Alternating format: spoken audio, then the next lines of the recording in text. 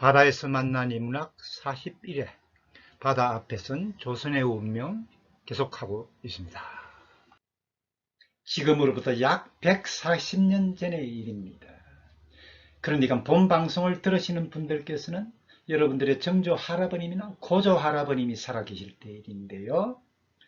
우리나라 한반도의 남해안에 가보면 남해안에는 남해안 다도해라 그러지요. 이 다도해가 있는 남해안에는 아름다운 섬들이 굉장히 많은데요.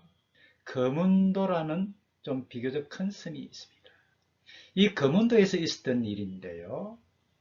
어느 날 거문도 섬 앞바다에 이상하게 생긴 배 한 척이 떠 있었습니다. 바닷가에서 사람들은 이 괴상하게 생긴 배를 신기한 눈으로 바라보고 있었는데요. 그것은 조선 고유의 배, 한선이라고 하죠. 한선과는 많이 다르게 생긴 그런 배였습니다. 지금 보는 화면 속의 선박은 당시 한반도 해역에 출몰하던 서양의 전기선입니다. 이 배는 갑판 상부에 굴뚝이 달렸는데요. 선박 전문 용어로는 연돌이라고 합니다. 이 연돌에서 검은 연기를 내뿜고 있었던 겁니다. 사람들은 이 검은 연기가 전기기관의 배기가스라는 것을 아는 데에는 한참 시간이 지난 뒤였습니다.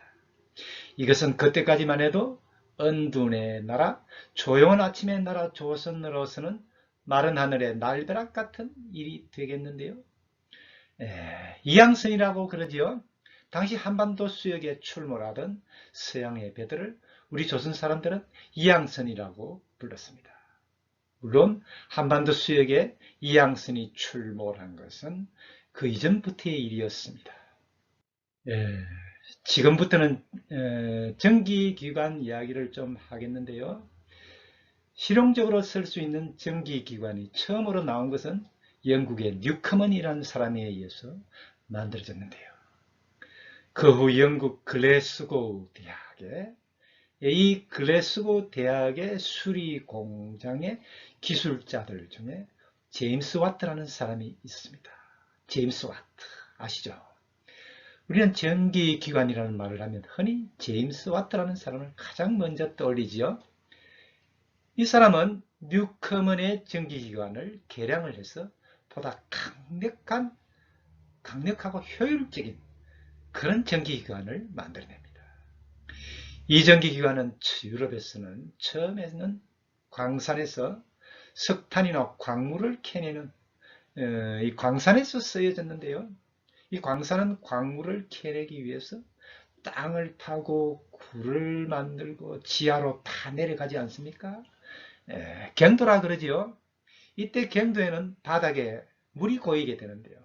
이 경도에 고인 물을 퍼내기 위해서 전기기관이 사용되었다고 합니다. 물론 그전에는 일일이 사람의 힘으로 했겠는데요. 얼마나 불편하고 힘이 들었겠습니까? 이 전기기관은 나중에는 제품을 생산하는 공장에도 널리 사용되었는데요. 이쯤 되면 우리는 교과서에서 공부하던 산업혁명을 떠올리게 됩니다.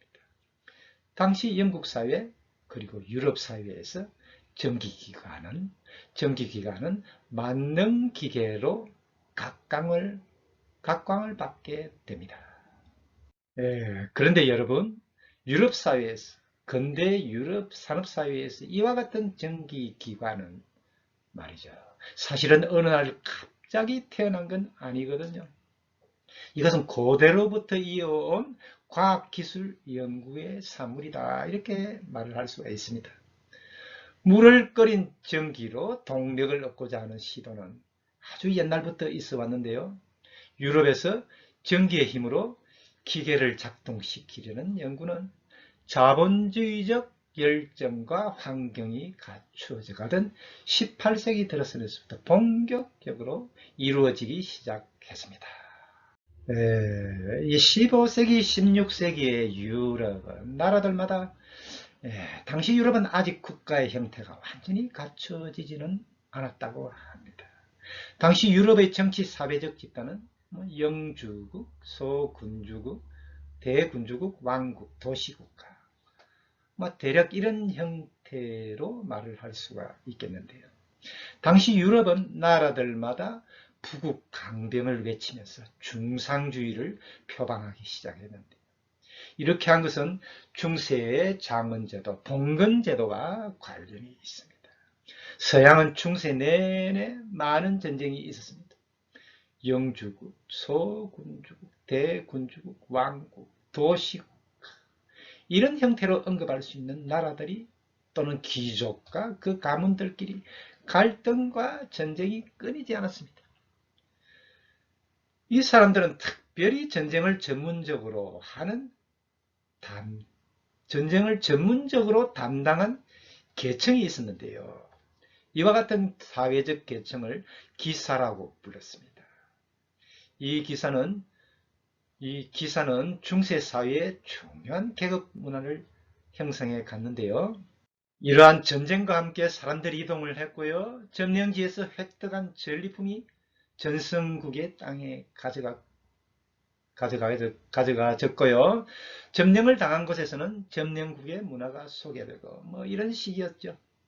전쟁과 함께 낯선 곳에 낯선 사람들에게 서로의 문화가 흘러가게 된 거지요. 이 서로에게 낯선 문화와 그 문화에 속한 물품들은 그들의 소비 욕구와 생산 동기를 자극했습니다. 방금 유럽 사람들에게 있어 그들의 소비 욕구와 생산 동기를 자극한 것이 사람들의 이동과 함께 서로에게 낯선 문화의 교류 때문이었다. 그런 말씀을 들었는데요. 유럽인들에게 문화와 문물의 교류와 함께 유럽인들의 소비 욕구를 자극한 것을 말할 때 우리는 이 실크로드의 영향을 빼놓을 수 없습니다. 실크로드는 먼 옛날 고대로부터 중세까지 동서양의 전 지구적으로 진행된 교역, 물류 이동이었는데요. 이 실크로드를 통해 긴 세월 동안 동양의 비단, 도자기, 차 같은 물품들이 동양에서 서양으로 흘러 들어갔는데요. 이러한 물품들은 유럽의 소비 문화와 생산 에너지를 유발하는데 많은 역할을 했다고 볼 수 있습니다. 유럽의 경제 공동체들은 자체적인 소비 문화와의 발달과 함께 그리고 언제부턴가 동양과의 보다 적극적인 교역과 함께 자본주의적 열정에 불을 붙이면서 상품 생산에 몰입해 들어갔습니다. 근대에 들어서자 유럽의 생산 주체들은 대량 생산에 많은 관심을 갖게 되었습니다. 아시아로부터 향료 무역, 차, 도자기 무역, 아메리카로부터는 노예 무역, 사탕수수와 면화, 그리고 은의 유입, 막대한 양의 은이 유입되었는데요. 이 모든 것과 함께 자본주의 경제에 에너지로 활활 불붙고 있는 유럽 경제사회가 되겠는데요. 이와 같은 때에 전기기관과 같은 강력한 에너지를 생산하는 기계가 발명된 것은 어쩌면 당연한 일이었는지도 모릅니다. 제임스 와트의 전기기관은 처음에는 광산의 갱도에 스며드는 물을 배수하고 갱도 안에서 채굴한 석탄을 바깥으로 운반하기 위하여 이용되었는데요. 당시의 유럽 사회는 에너지 소비가 급격하게 늘어나게 됐습니다. 더 많은 양의 석탄을 채굴하기 위해서 광산의 갱도는 자꾸 깊어져 갔는데요. 그에 비례해서 전기기관의 역할도 더 커져간 것 아니겠습니까? 산업화 시대를 가장 먼저 맞이한 영국인데요. 산업화 시대의 가장 중요한 자원은 당연히 에너지지요. 석탄인 겁니다. 막대한 양의 석탄이 필요하게 된 건데요. 이 일을 해내기 위해서는 전기기관의 힘이 절대적이라 할 수 있겠는데요. 산업화 시대를 맞이하게 된 영국과 유럽 경제 사회의 화두는 온통 전기기관이었다고 합니다. 모든 사람의 관심이 전기기관의 발달과 그 이용에 집중되었던 것입니다. 전기기관이야말로 대량 생산을 가능하게 하고 대량 물류 이동도 가능하게 하고 그래서 부자가 되게 하고 부국강병이라는 말이 있지 않겠습니까? 부자 나라가 되어서 강력한 나라 부자 나라가 되어서 강력한 군대를 갖추고 강한 나라를 세울 수 있다는 것 아니었겠습니까? 당시 유럽 사회는 개인들도 사회도 국가도 모두 이 정기기관에만 몰입하고 있었다고 해도 과언이 아닐 정도였거든요. 바다 앞에 선 조선의 운명, 다음 시간 이어갑니다. 지금까지 인터넷 한국향문학관 심호섭이었습니다.